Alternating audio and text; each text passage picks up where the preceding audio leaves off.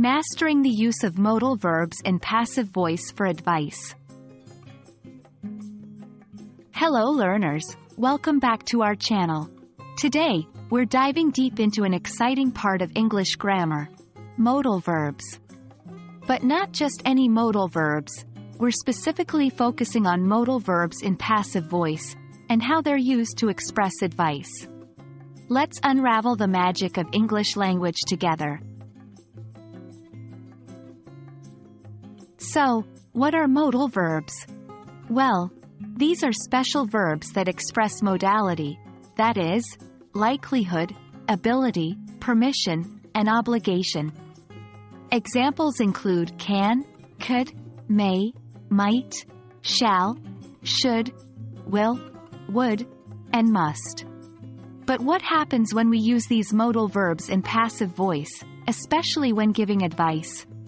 Let's find out. Using modal verbs in passive voice means that the action's focus is on the recipient of the action, rather than the doer. It's a way to shift the focus. An example is, the cake must be baked for 20 minutes. Here, the emphasis is on the cake, not who is doing the baking. But how do we use modal verbs in passive voice to give advice? Simple. We just have to remember that advice often involves should, ought to, or must. Let's say you want to give someone advice about an essay they're writing. Instead of saying, you should revise your essay, you might say, your essay should be revised. Here, the emphasis is on the essay, implying that revision is necessary, regardless of who does it. Now let's look at a few more examples. 1. You should finish the report by tomorrow. Can become, the report should be finished by tomorrow. 2. You must submit your application. Can become, your application must be submitted. Now, it's your turn to practice.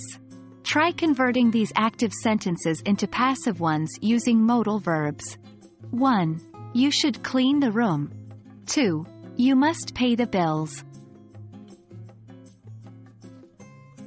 And that's a wrap for today's lesson. We hope you've enjoyed learning about how to use modal verbs in passive voice for advice.